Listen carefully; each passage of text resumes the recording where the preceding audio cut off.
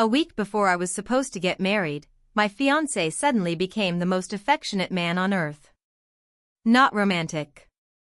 Not better. Not transformed. Just suspiciously, aggressively tender. He kissed my forehead every time he passed me. He touched the small of my back when I was standing at the stove. He kept asking if I was excited for the wedding, if I had packed for my bachelorette trip, if I had answered my friends, if I had remembered my charger, my swimsuit, my makeup bag. Like he was less a fiancé and more a customer service representative assigned to make sure I left the house on schedule. At the time, I told myself I was being unfair. Because when a man who is usually distracted suddenly acts attentive, you want to believe you're finally getting the version of him you asked for. You want to believe he has matured. You want to believe the wedding has made him sentimental. You do not immediately want to think, this man is emotionally escorting me out of my own life so he can do something disgusting behind my back. But that is exactly what he was doing. I was 31, tired in the specific, female, over-functioning way that doesn't even look dramatic from the outside. I had a full-time job. I had vendor emails multiplying like bacteria. I had a half-done seating chart open on my laptop every night. I had a mother who believes stress is usually just a prettier word for poor planning. And I had a fiancé who kept saying, "We're almost there," in that cheerful, useless tone men use when they want credit for surviving circumstances largely held together by your labor. He was 30 and freelancing, which sounded better in conversation than it looked in our bank activity. For most of the previous year, I had covered more than I wanted to, because I loved him, because he kept promising a bigger project was coming, because partnership requires flexibility, and because women can explain almost anything to themselves when they're emotionally invested and a wedding is already halfway built around the lie. My friends had booked a bachelorette weekend at a resort about 2 hours outside the city. One of those places designed to convince exhausted women that fireplaces, robes, and expensive candles count as healing. It was supposed to be one last girls' trip before the wedding the following Saturday. I almost canceled twice. Not because I didn't love my friends. I did. But every time I pictured leaving him alone that weekend, something pulled low and hard in my chest. Not a thought exactly. More like my nervous system leaning over and whispering, "Don't." He had decided not to do a bachelor party. On paper, that made him look mature. Grounded. Above stupidity. His explanation was that he wanted to work through the weekend and catch up before taking time off for the wedding. Responsible. Sensible. Admire-worthy. It was also complete nonsense. By that point, little things had already started rubbing against my brain in ways I could not smooth out. He stopped answering video calls unless I warned him first. His replies got vague in a way that wasn't technically suspicious until you stacked enough of them together. If I asked what he'd eaten, he'd say, "Just grabbed something." If I asked what he was working on, it was always, "A bunch of things." If I asked when he'd be home, it became, "Not sure yet." Nothing dramatic. Just fog. And then there was the way he kept bringing up the trip. "You have to go. Your friends worked hard on it. Don't cancel last minute. Don't make it weird." That last line lodged in me like a splinter. Don't make it weird. Why would it be weird for a bride to want to stay home the weekend before her wedding unless somebody needed the house empty badly enough to coach her out of it? The night before I left, I was in our bedroom trying to force an overstuffed duffel bag closed, muttering to myself because I always pack like a woman preparing for weather, war, and betrayal all at once. He walked in behind me, wrapped his arms around my waist, rested his chin on my shoulder, and said, "I want you to go enjoy yourself and stop worrying about me." The line should have been sweet. Instead, it felt rehearsed. Like he had practiced sounding innocent in the mirror. I laughed it off. I said I wasn't worried. He kissed my cheek and said, "Good." Too fast. Too pleased. And suddenly even that tiny one-word response felt wrong, like he had just checked something off a list. The next morning, I drove out to the resort while my phone kept buzzing with voice notes from the group chat. My friends were already there, already drinking, already loud. One of them had sent a photo of matching pajama sets that looked like a retail crime. Another had announced there would be no sad bride energy allowed, which in hindsight was almost funny. I spent most of that drive arguing with myself. Maybe I was tired. Maybe I was projecting. Maybe wedding stress was making me hypervigilant. Maybe he had just been nicer lately and I was so unaccustomed to it that I found generosity suspicious. Maybe not every uneasy feeling deserves a trial. Maybe sometimes your gut is not intuition. Maybe sometimes it's just anxiety in nicer branding. By the time I arrived, the group was waiting outside like I was the guest of honor at a very chaotic spa cult. They had drinks in hand, slippers on, faces already pink from wine and weather and friendship. They hugged me, yelled at me for being late, shoved a ridiculous little bridal veil toward my head, and for a while I did what women do when they are not ready to ruin other people's good mood with the truth they do not yet have. I smiled. I laughed. I let them pull me into photos. But I was split in half the entire time. One half of me was standing there on a wooden deck in weekend clothes, smiling for pictures. The other half of me was still home, staring at our front door in my head. That first night should have been easy. Fire pit. Wine. Snack trays. One friend trying to organize games no adult actually wants to play unless the alternative is admitting their emotional life has developed mold. Everybody was happy for me in that bright, sentimental, slightly performative way people get at pre-wedding events. They kept asking how I felt. They kept saying things like, "Next weekend you'll be married." They kept looking at me like I was on the edge of some beautiful beginning. And I kept feeling like I was waiting for a bad phone call. My best friend noticed first. She always notices first, which is inconvenient but useful. She came and sat beside me with a drink and said, "You've got the face." I said, "What face?" She said, "The one you get when you're trying to be normal while mentally leaving your own body." I told her I was just tired. She gave me that look friends earn only after years of watching you lie badly. I blamed the wedding. My mother. Flower drama. Budget drama. Sleep. All true. None of it the truth. We stayed up late. Later than we should have. Saturday morning I woke up dry, swollen, vaguely poisoned, and stood in the bathroom staring at myself like I was a witness in my own case. Mascara shadow under my eyes. Hair inflated with disrespect. Mouth dry from wine and bad sleep. And then I had the stupidest, simplest thought. I want to go home and see him being ordinary. That was it. Not I want to catch him. Not I think he's cheating. Just I need to see him in the kitchen, making coffee, complaining about work, existing in a way that proves I am about to embarrass myself for no reason. I tried to ignore it. I walked around the room. I sat on the bed. I checked my phone. I opened my bag. I closed my bag. I told myself driving home would make me look insane. I told myself if I got there and found nothing, I would never forgive the version of me that needed this much reassurance. But the longer I argued with it, the stronger it became. There is a point where suspicion stops sounding like fear and starts sounding like instruction. That's where I was. I went downstairs and told the group I had a headache and wanted to run into town for medicine. One friend offered to come.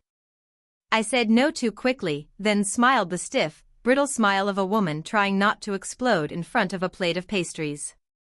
My best friend followed me outside anyway. She leaned against my car and said, "Tell me the real thing." I almost did. I almost told her I thought my fiancé wanted me gone. I almost told her my skin had been trying to leave a warning inside me for days.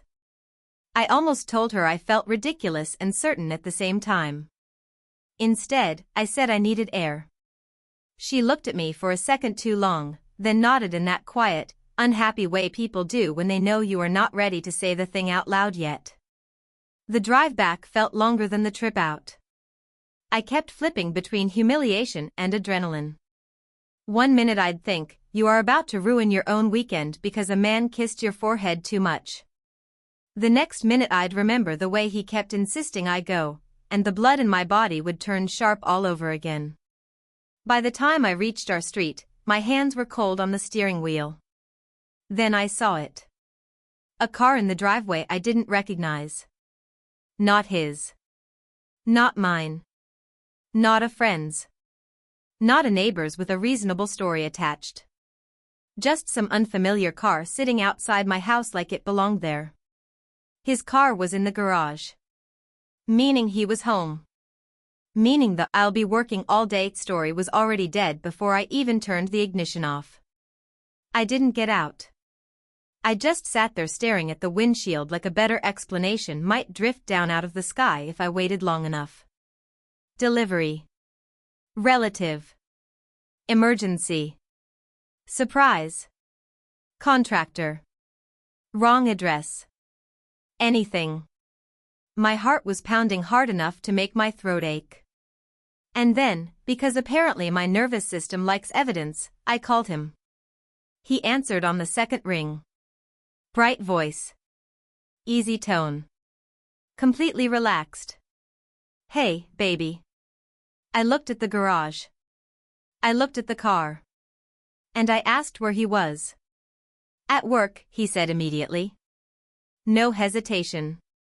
No stumble. Nothing. That was the moment something in me did not break. It froze. People talk about heartbreak like glass shattering. For me, it was colder than that. It felt like my body stepped away from hope without asking me first. I kept him on the phone because I wanted to hear him lie with detail. I wanted to know whether guilt changed his breathing. It didn't. He sounded normal. Cheerful. Mildly distracted. Like I was interrupting a real workday. I asked what he was doing. He said deadlines. I asked if he'd eaten. He laughed and said not yet. Then he told me he loved me in that syrupy, extra sweet tone that only made it worse because if he had sounded cruel, it would have matched the crime. Instead, he sounded affectionate. That almost made me sick. I said, maybe I'll come by later. He answered too fast. Don't. I'll probably be here late. There it was again.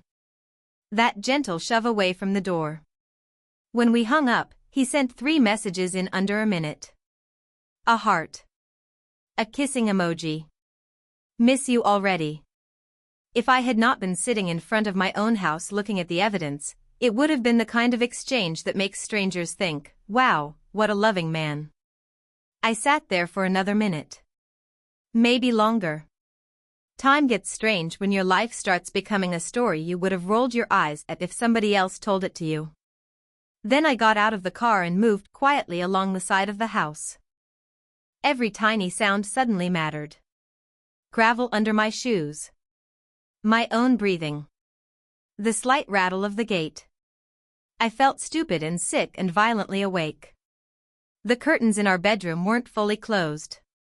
Not open enough for me to see clearly from that angle, but not closed enough to hide sound. That's when I heard voices. His first. Low. Casual. Intimate. Then a woman laughing. My knees actually weakened. I know that sounds like something people say because it sounds dramatic, but I mean physically. My legs lost structure. I had to put one hand against the siding because for a second it genuinely felt like I might fold straight down onto the ground. I took out my phone and hit record without even thinking. Not because I was suddenly strategic. Because when a lie becomes real in front of you, your brain panics and starts collecting proof like it's building a barricade. I still couldn't see much. Movement. Blur. Shadows shifting where no one but us should have been. But I could hear enough. A laugh that did not belong in my house. His voice, relaxed in a way that told me this was not chaos. Not panic. Not a 1-second mistake. He sounded comfortable. Familiar. Settled. That part hurt almost more than the act itself. Because a man fumbling through a single terrible choice is one kind of betrayal. A man at ease inside it is another. I heard sheets move. I heard her laugh again. I heard him say something low and smug that I couldn't fully make out, and then I caught the part one would never be able to unknow. I can't believe we're doing this here. Here. In our bed. In the room where wedding things were stacked in labeled bags because life apparently enjoys symbolism when it is in a cruel mood. I did not burst in. I did not scream. I did not start throwing things. Partly because I was in shock.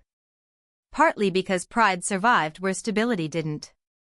But mostly because in that instant I understood exactly what would happen if I walked through that door. He would switch modes. He would become the manager of the moment. He would start explaining. He would crowd me. He would soften his voice. He would reach for my wrists. He would make it about the scene, about my pain, about my reaction, about timing, about misunderstanding, about anything that created enough confusion to drag the focus away from the choice he had made. And I knew I was too destroyed to fight him and stay clear at the same time. So I backed away. Fast. Too fast. I nearly slipped. By the time I got back into my car, locked the doors, and covered my mouth with both hands, my whole body was shaking so hard I thought I might throw up. I stared at my reflection in the rearview mirror and all I could think was, this cannot be happening to me in my own driveway. Not because I thought I was special. Because some kinds of humiliation are so specific they feel unreal. The driveway where we unloaded groceries. The house where we argued about paint samples. The bedroom where half the wedding supplies were waiting. That was the stage for it. I drove back to the resort in what I can only describe as emotional autopilot. I don't remember half the road. I do remember crying so hard at one stoplight that I had to pull over because the world in front of me had blurred into headlights and water.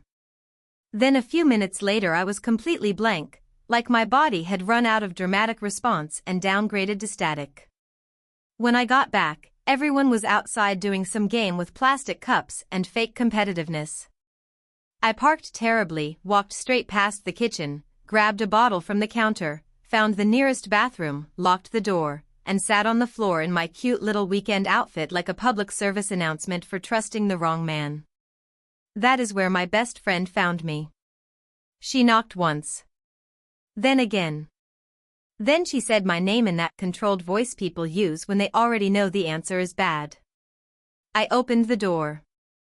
The second I saw her face, I lost whatever tiny thread was holding me together. Not elegant tears. Not movie crying. I mean full, ugly, breathless collapse. Words breaking apart halfway out of my mouth. My chest hurting. My face wet in a way that made speaking feel like drowning. She got me into one of the bedrooms away from everyone else. It took forever to explain because every time I reached the part where he lied on the phone while I was sitting outside the house, my rage spiked so hard I couldn't breathe right. Eventually, I just handed her the phone and played the recording. She went completely still while she listened. Not shocked in a loud way. Still in a dangerous way. When it ended, she put the phone down very carefully and said, "Okay. We are not letting him write this." That sentence mattered. Because that was exactly what I was afraid of. Not just that he had cheated. That he would still somehow control the version of events afterward. For the next couple of hours, I swung wildly between fury and collapse. I said I wanted to call him and ruin him. I said I wanted to disappear and let him explain to both families why the bride vanished. I said I wanted to go back and set every wedding item in the yard on fire, which for the record I did not do, mostly because arson is inconvenient and I already had enough paperwork ahead of me. My best friend let me spiral. She knows the first wave cannot be reasoned with. Then finally she asked the question that cut through everything. What hurts worst? And I said, if I confront him now, he gets the story. That was it. If I showed up screaming, he would pivot. He would turn my discovery into a mutual catastrophe instead of his decision. He would act overwhelmed, ashamed, desperate, sorry, broken, confused, human, weak, whatever version made room for sympathy. And I was not about to become one more woman standing in front of a liar being gently invited to consider context. So I said it out loud. I'm not marrying him. She nodded immediately. No speech. No, are you sure? No fake neutrality. Just, good. Then we think. The next morning, after maybe 2 hours of sleep and enough emotional aging to qualify for new insurance rates, I checked out early. I told the others something had come up. It wasn't even a lie. Discovering your fiancé is cheating on you in your own home absolutely counts as something coming up. I didn't go home. I couldn't.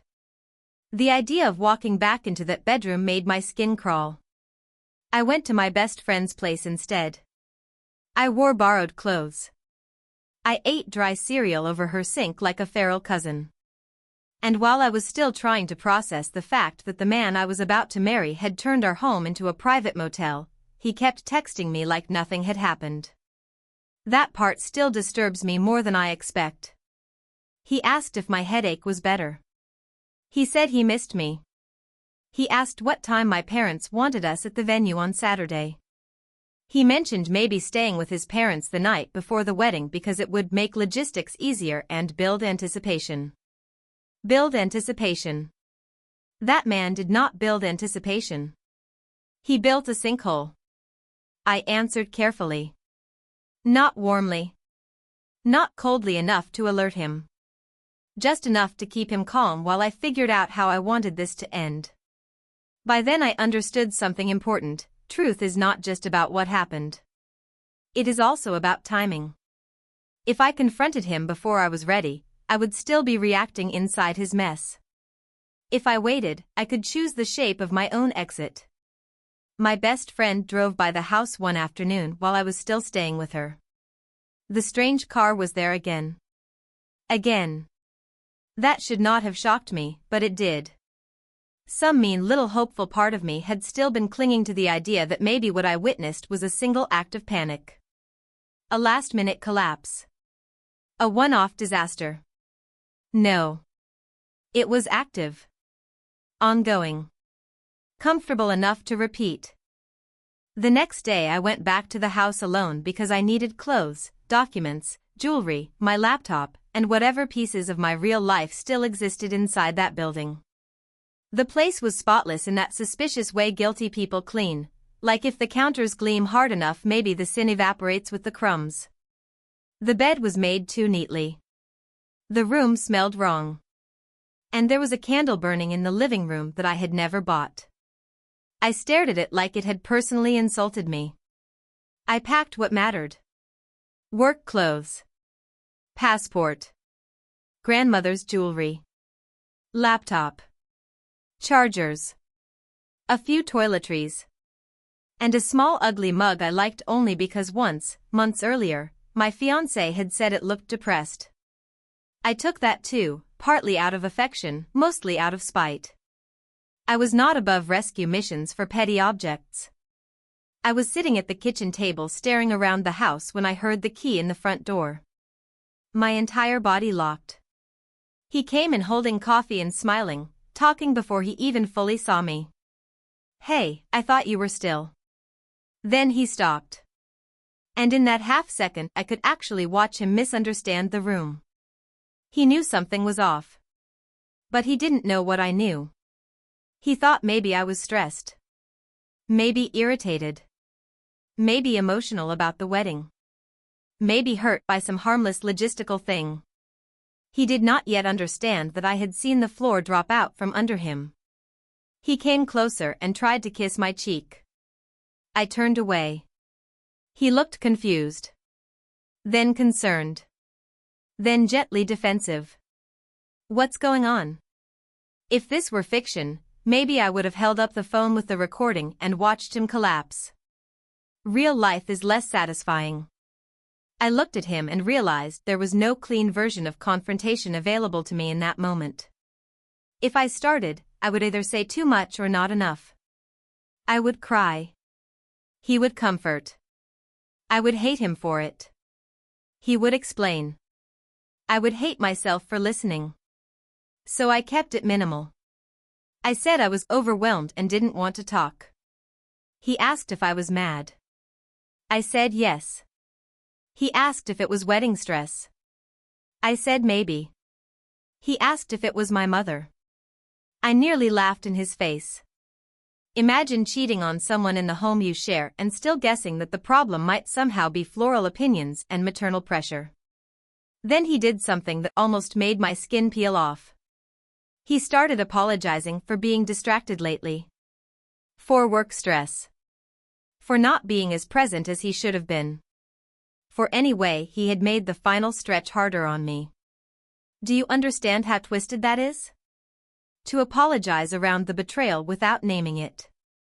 To circle the crater and discuss landscaping. I let him talk just long enough to realize he still thought he had time. Time to soothe me. Time to normalize whatever tension he sensed. Time to walk into the wedding and marry me under a version of reality I had not yet detonated.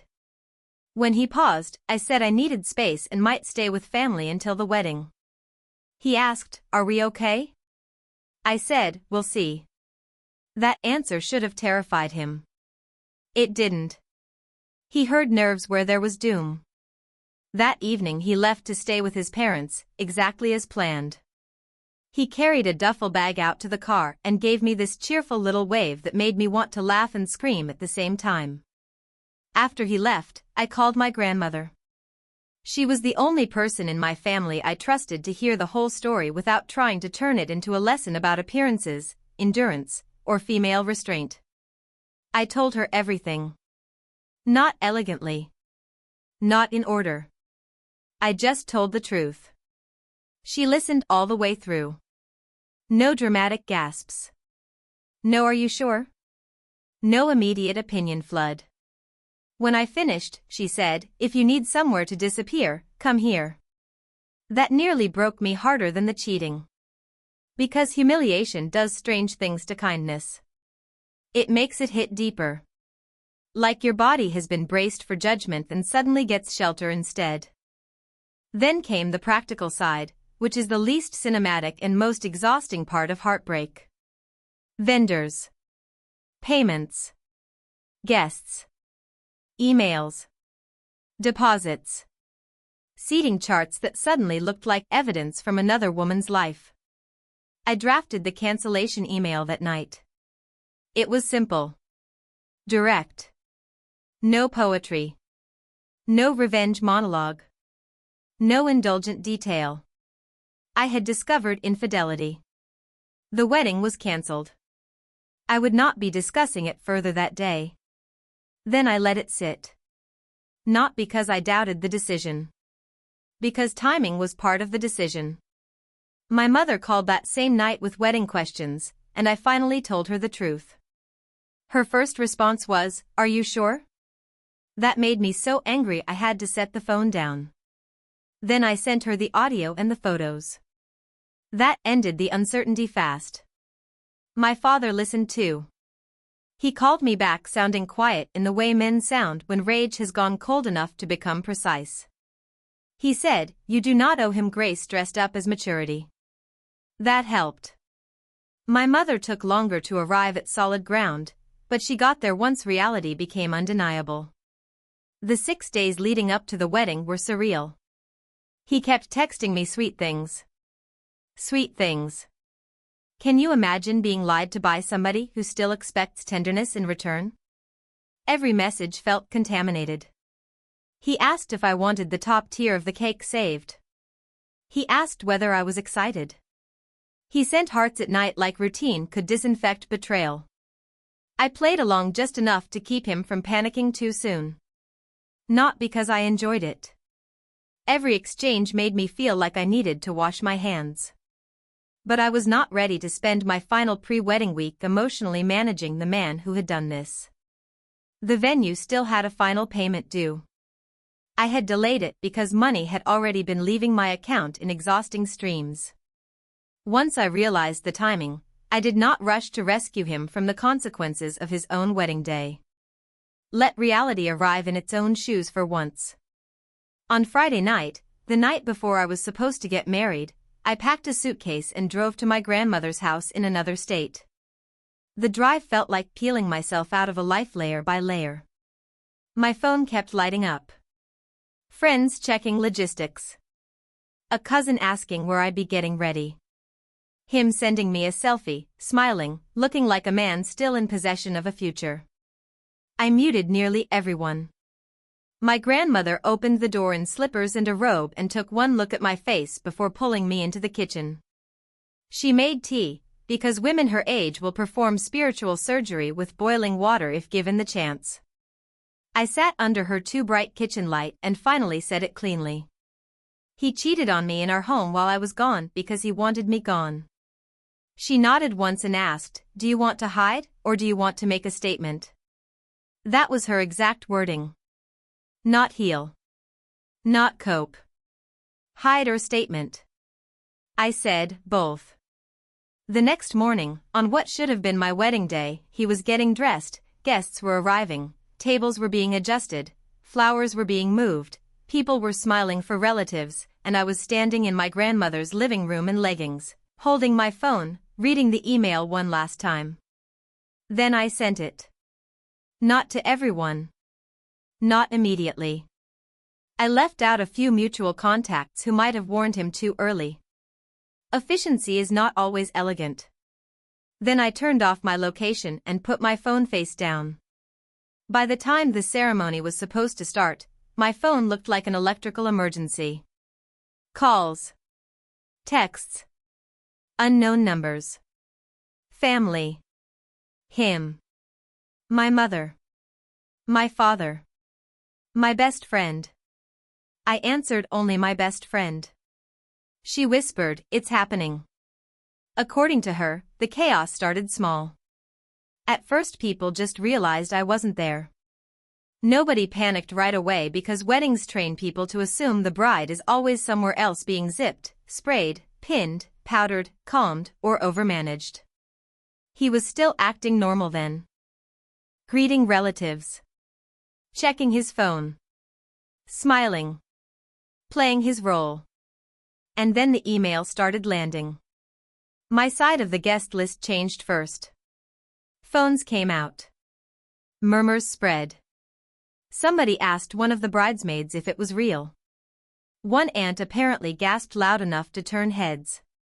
My mother got cornered by 3 people at once. The room shifted in that specific public way where nobody is yelling but everything has already gone wrong.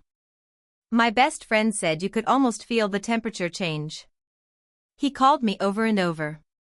No answer. Then came the texts. Where are you? What is this? Please call me. We can explain this.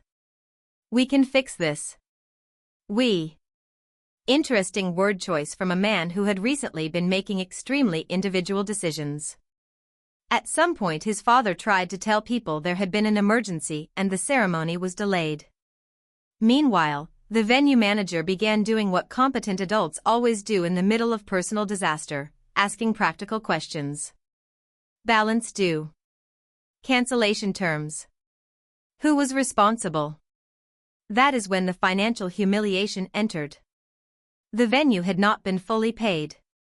Which meant while this family was standing there in formal clothes trying to keep public dignity alive, there was also a very real conversation happening about money owed on a wedding collapsing in real time.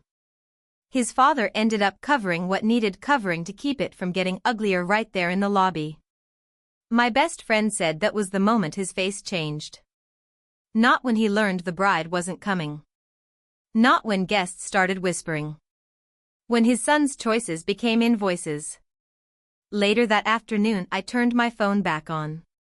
The messages came in waves, and they followed such a predictable pattern it would have been funny if it weren't my life. confusion, pleading, anger, self-pity. Then pseudo-accountability dressed up as wounded love. Please talk to me. This isn't what it looks like. You blindsided me. How could you do this publicly? I made a mistake. I love you. Just let me explain. Explain what? The car? The lie? The voices? The fact that he had enough confidence in my trust to coach me out of the house and then stand in our bedroom pretending nothing was rotting underneath? I did not answer. My parents went to the house to collect the rest of my things. I gave them a list over the phone like a woman dictating instructions during a flood. Passport folder, top dresser drawer, jewelry pouch in closet, blue work bag near desk, chargers in office, some kitchen items I wanted only because I paid for them. He was there when they arrived. According to my father, he looked terrible. Pale. Unshaven. Wrecked in the ordinary human sense, not the morally cleansing one. He kept asking where I was. Kept saying he needed to talk to me.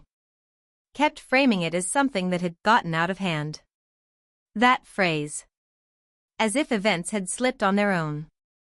As if nobody had chosen anything. My father told him very plainly that nothing had gotten out of hand.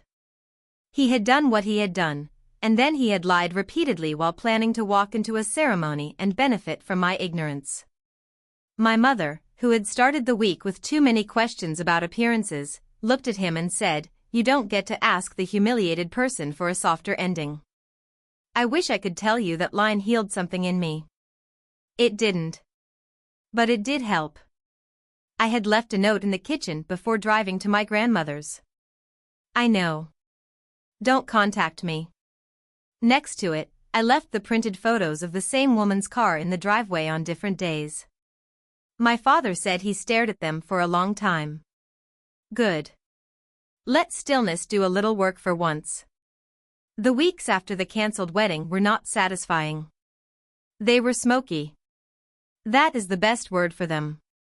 Like something massive had burned down and I was walking around inside what remained. Everybody had opinions. Some people were fully on my side, no hesitation. Some did that horrible balanced take thing where they condemned cheating in theory but gently suggested maybe public cancellation had been harsh. Some mutual friends tried to remain neutral, which is such an interesting choice when one person is devastated and the other person set fire to the future like it was a side project. I moved into a small apartment across town because I could not bear the house. Not even if, on paper, I might have had reason to stay. I didn't want territory. I wanted air. The apartment had thin walls, bad water pressure, and one narrow window looking out at a parking lot with a single exhausted tree. It was perfect. Not because it was impressive. Because it was mine. Money was tighter than I wanted to admit. Weddings are basically elegant financial emergencies. Even with some refunds, a lot of what I had spent was just gone. I worked more. Ordered less. Learned exactly how many meals a woman can make out of eggs, rice, and justified resentment. Through mutual acquaintances, I heard he had moved out too because he couldn't afford the rent without me. That did not make me happy exactly. But it did create a sense that gravity had remembered how to function. His parents did not cut him off, but apparently life at their house became tense enough to qualify as atmospheric punishment. His mother reached out once with a carefully worded message saying she was sorry for what had happened and hoped there could be peace someday. I appreciated the apology. Ignored the access request hidden inside the word peace. My father got quietly protective.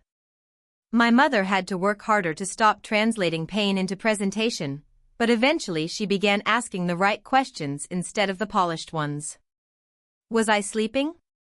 Was I eating? Did I need help? It was not graceful, but it was better. He kept trying to reach me through other people. A cousin. A mutual friend. Once, infuriatingly, through his mother again. He wanted to explain. He wanted closure. He wanted one conversation. He wanted me to hear his side. I shut it down every time. Not because I was strong every second. Sometimes I wanted to answer just to ask how many versions of "I betrayed you" he needed to hear himself say before the sentence became educational. But contact is expensive after betrayal. Even unwanted contact costs energy. About 4 months later, I got careless. Not emotionally. Logistically. I had fallen into routines. Same coffee shop near work twice a week. Same order. Same table near the back when it was open. That was my mistake. Routine makes you feel safe before life has actually earned your trust again. I walked in one Thursday morning and saw him sitting near the window. For half a second, I honestly thought my brain had misfired. He hadn't been there before. Not once in all the months I'd been coming. Meaning one of two things was true. Either this was a miserable coincidence, or he had figured out where I'd be. Neither option made me feel good. I stopped so abruptly the woman behind me bumped my shoulder. He stood up immediately, not rushing, just enough to show intention. He looked thinner. More tired. Worn around the edges in a way that unfortunately made him look sympathetic, which is one of the oldest unfair tricks in the male visual system. Let them lose sleep for 6 business days and suddenly people start acting like they've become literature. "I'm not here to make a scene," he said. I laughed once and said, "That would be a refreshing change." He asked for 5 minutes. I should have left. I know. But curiosity is not always weakness. Sometimes it is just the last stupid branch of attachment refusing to die. Also, part of me genuinely wanted to hear what kind of explanation survives this long in a person's head and still presents itself as worth saying. So I sat. Bag on lap. Body angled toward the exit. He started talking too fast, the way guilty people do when they know their case is awful and the clock is not their friend. He said he wasn't there to pressure me. He said he just needed me to hear the truth from him once. Which was an interesting phrase, considering I had already heard quite a lot of truth through a partially closed curtain. According to him, it had never been emotional. Not a relationship. Not love. Not serious. Just physical. Just stupid. Just meaningless. He said it was a woman he knew through work. Someone discreet. Someone casual. Someone who, apparently, existed in a category he believed made betrayal more understandable because it was not romantic. I didn't ask for her name. I didn't care. She had not promised me a life. He had. Then he started talking about fear. About marriage. About permanence. About feeling trapped by the idea of one life, one future, one choice. He said he panicked. Said he wanted to get curiosity out of his system before the wedding. Curiosity. Imagine destroying a person's trust and describing it like you sampled a dessert. I let him talk a little too long. That was my mistake. Because silence is nutritious for men like that. They start mistaking your restraint for openness. He said he never stopped loving me. He said it had nothing to do with replacing me. He said the wedding had always been real to him. He said he had planned to end it and commit fully and never let it threaten our marriage. That one almost took my breath away.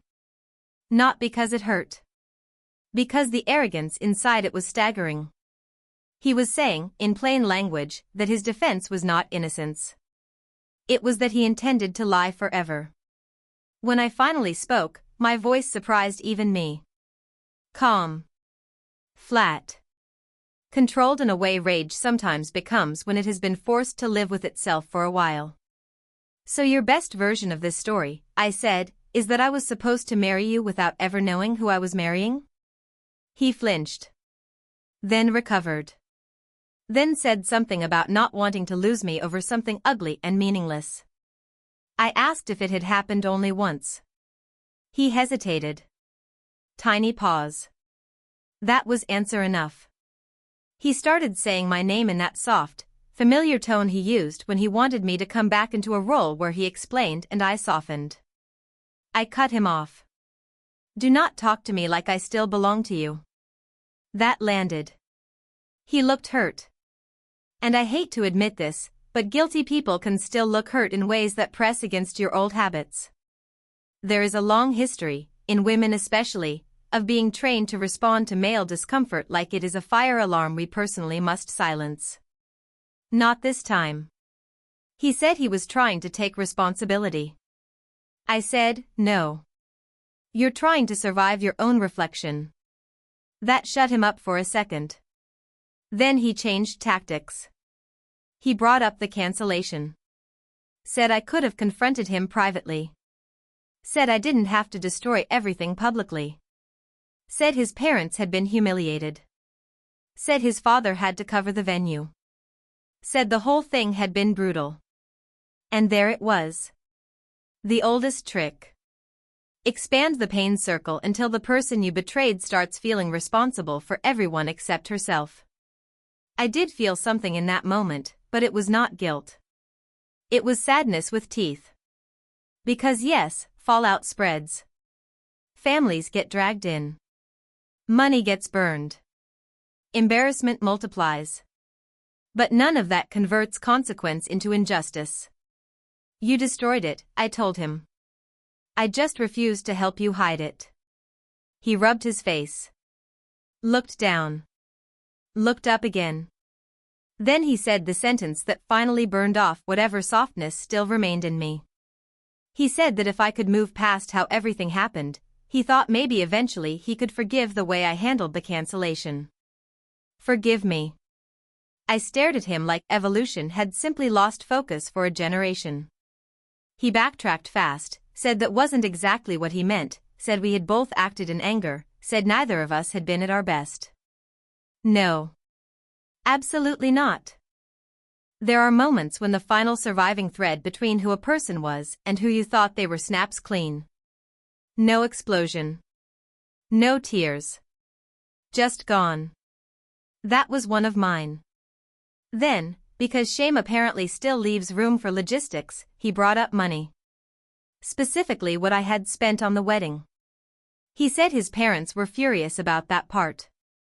Said whatever else had happened, they believed he needed to repay what I had personally fronted. He said his father had been clear that measurable damage had to be addressed. Now, I want to be honest here, because honesty is the only currency that matters in stories like this. His offer was not noble. It was not romantic. It was not evidence of transformation. It was pressure from his family and his own need to recover some version of himself in their eyes. But motivation is not always the point. I needed the money. So I looked at him and said if he truly wanted to show accountability, repaying what I had lost would be a start. The relief that crossed his face actually offended me. Because he heard opportunity. He heard a door. He heard maybe. He mistook strategy for softness. We left that conversation with a narrow agreement. He would repay what I had personally covered, even if it took installments. I would unblock him strictly long enough to coordinate payments. Nothing else. No promises. No emotional reopening. But he walked away acting like he had not just negotiated debt collection with a woman he betrayed. He walked away like the future had become faintly possible again. It had not. My best friend called it emotional collections work. My grandmother called it getting my money back from a fool. I preferred my grandmother's phrasing. For the next 2 months, he became astonishingly disciplined. Amazing what male hope can finance. He took extra work. Borrowed money. Sent transfers. And with every payment came messages dressed as accountability but leaning toward nostalgia. Transfer sent. Also, I miss your laugh. Can you confirm you got it? I drove past that diner you liked today. Sending the second part Friday. I still think about you every morning. 3 practical words. Then emotional bait. Every time. I answered like I was processing utility bills. Received. Confirmed. By Friday. Outstanding balance is below. No warmth. No openings. No gratitude. He could misread as tenderness. If that sounds cold, fine. Cold is sometimes just self-respect with better insulation. Still, I won't lie and tell you it was easy. There is something uniquely exhausting about staying in controlled contact with someone who once had emotional access to you. Even when the conversation is purely transactional, the history hums underneath it. Every message costs something. One night he sent a longer text saying that repaying me had shown him how much he had taken for granted. He said losing me had clarified everything. He said he was ashamed of the man he had been and trying to become someone worthy of even speaking to me again. That one almost got to me, not romantically but intellectually. Because there is always a tiny dangerous part of you that wants pain to produce wisdom somewhere. You want the person who hurt you to at least become more honest because of the damage. Otherwise the suffering feels wasteful on top of cruel. But shame is not transformation just because it uses reflective language. And I was not volunteering to become the monitor of his moral development. So instead of answering the speech, I sent the remaining balance. He replied, "You always knew exactly how to make me feel small." I stared at that for a long moment and thought, no, the problem is that you still think discomfort is injury when it happens to you. The first major transfer hit my account 2 days later. I sat on my bed staring at the number with a feeling I can only describe as mixed reclamation. Relief. Vindication. Sadness. Power. Disgust. Money does not heal betrayal. But recovering something measurable after watching so much disappear felt like taking back a piece of ground he had no right to keep. He texted to confirm I got it.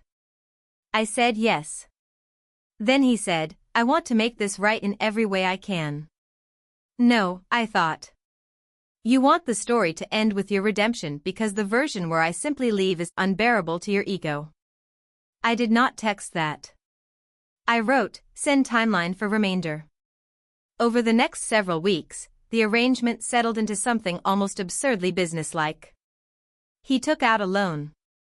Told me the interest was terrible, as if suffering under a consequence automatically improves the man attached to it. Mentioned long workdays. Referred to old memories like a fisherman dropping bait into water he was sure still contained something hungry. I ignored every emotional hook. That does not mean I wasn't furious. It means I learned where to put fury so it didn't cost me money. When I wanted to lash out, I wrote it in my notes app and deleted it. When I wanted to ask whether he had also explained his behavior to the other woman as curiosity, I called my best friend instead. When I wanted to know if he ever woke up and felt the exact weight of what he traded for ego and appetite, I went walking until the question burned itself tired. Routine saved me more than healing language did. Work. Groceries. Laundry. Deadlines. Annoying emails. Ordinary life gives pain fewer theatrical costumes to wear. I did not want to become the woman whose identity calcified around the wedding that never happened. I wanted to become the woman who survived that and still remembered how to buy detergent, answer messages, and laugh at something stupid in a checkout line. One night my father took me to dinner. Just the two of us. That alone felt strange because our relationship had always been built on parallel affection, not direct emotional language. He is the kind of man who will fix your brakes before he will tell you he's worried. We sat in a dim little restaurant with sticky menus and bad lighting. After a long silence, he asked if staying in contact for the money was messing with my head. I said yes. And also losing that money had messed with my life. He nodded and said, "Then make sure you know the price of every message." I thought about that for days. Because that was exactly the truth. Every exchange had a cost. Attention. Emotional drag. Memory activation. A tiny reopening of a wound that did not need air. After that, I got even stricter. Fewer words. No softness. Nothing that could be interpreted as warmth. It worked. He noticed.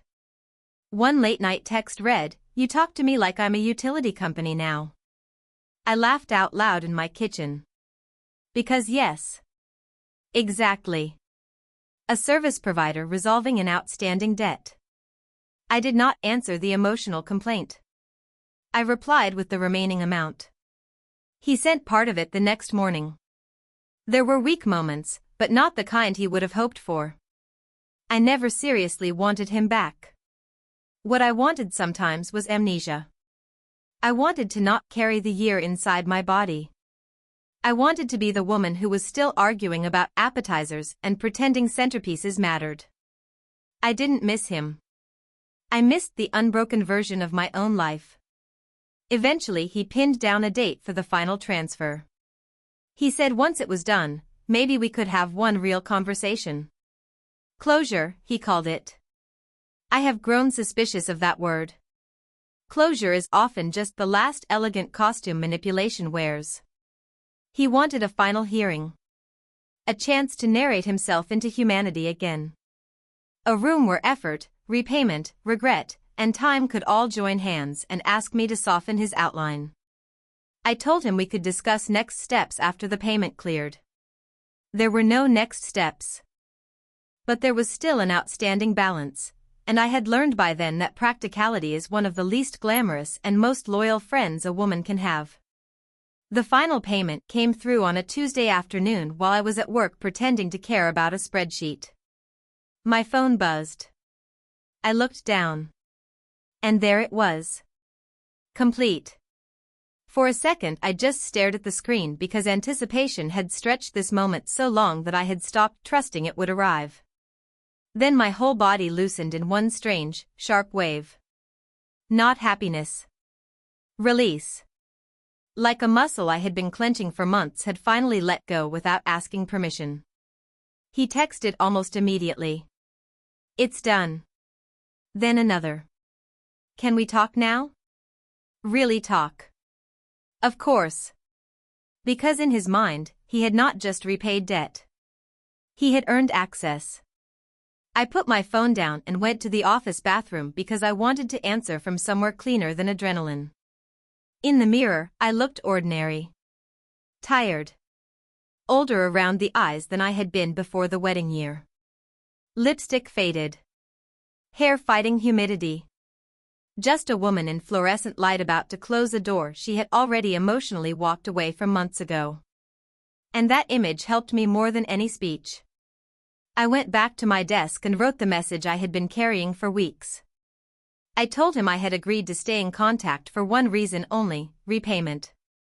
I told him that was complete now, and so was any obligation between us.